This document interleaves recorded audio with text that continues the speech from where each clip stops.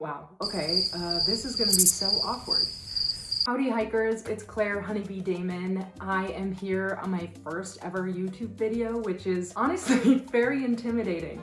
I am about to leave in a couple weeks for El Camino de Costa Rica. We'll be backpacking from the Atlantic Ocean all the way to the Pacific Ocean, and I am incredibly excited.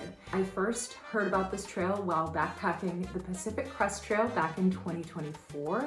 I use a navigational app on my phone, Let's Navigate, and it's called FarOut. FarOut is adding new trails all the time, and all of a sudden I just saw a toucan pop on my page and I was like, oh my gosh, I have to do this trail. So this is the next long distance trail I will be pursuing. I believe this trail is less than 10 years old. And so there's a lot of places where I kind of had to patch together some information to create my plan.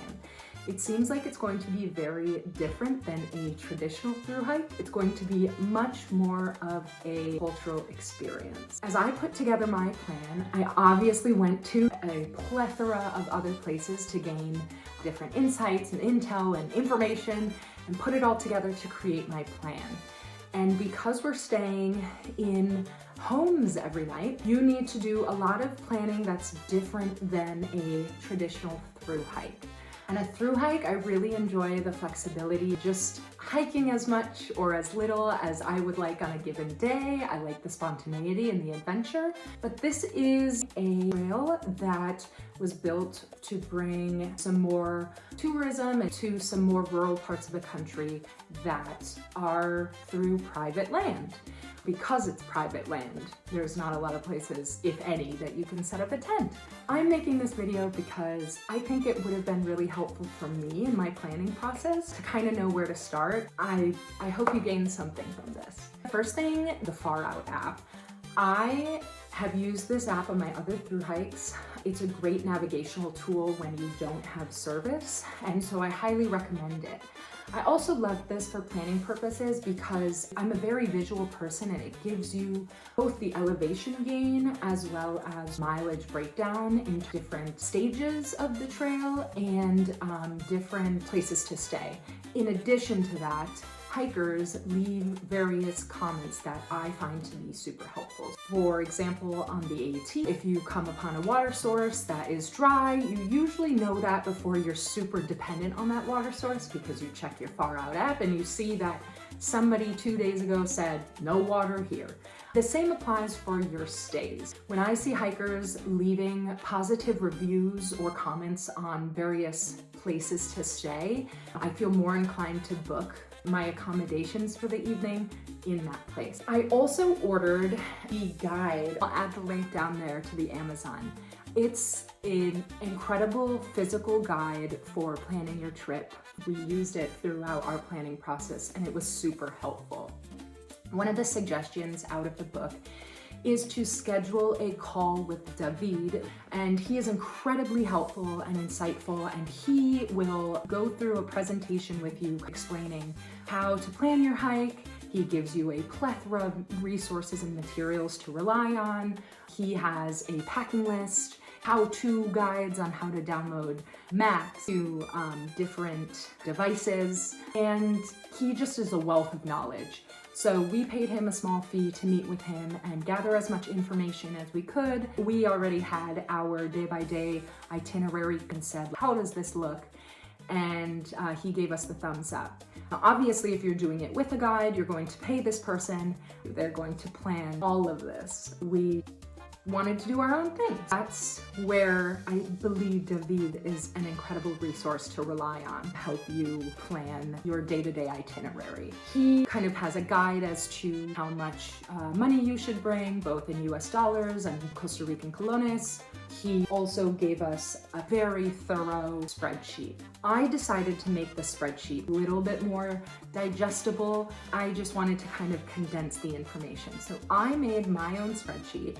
It helped me organize who I was staying with, where my accommodations were going to be, if they offered a dinner in the evening, breakfast in the morning, and a lunch to pack out, or if there would be a stop along the way that I could resupply at.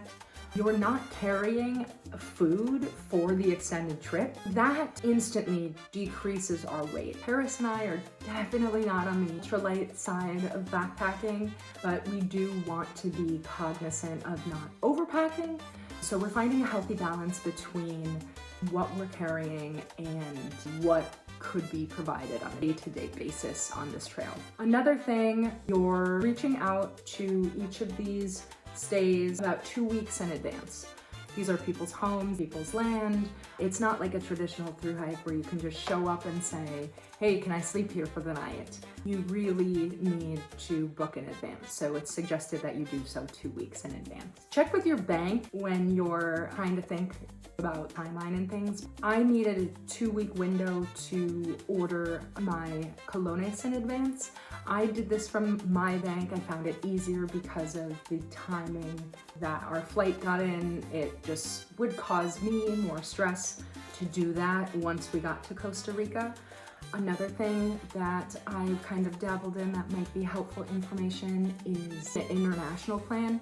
I can't speak to every single cell carrier in the US, obviously. However, my cell carrier, I went in and to ask them about an international plan, and they said, we can do that for you. You just have to call 611, tell them you want an international plan, and they will hook you up, and then you call and tell them when you want it ended. Or you can just go find a place in Costa Rica where they sell these SIM cards. The person that helped me said they did this in Mexico and it cost them like $20 for a month of international service. Essentially, they said it was a QR code that they scanned and pulled out all the information and then got additional service. And then she showed me how to go into the settings on my iPhone and turn that SIM card off when I hypothetically would return from Costa Rica. It sounds like it's a much more reasonable route to buy a SIM card once you get to Costa Rica. I'm hoping that this video is helpful to one person planning their journey. So I hope that you will follow along on that journey and that you'll watch my YouTube series. This is my first time dabbling in long form content. I've only ever done the TikTok, Instagram Reels thing. So bear with me as we work out some kinks. That's pretty much it.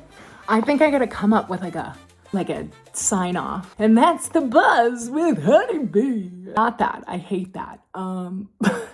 Thanks for watching, happy trails. That's it.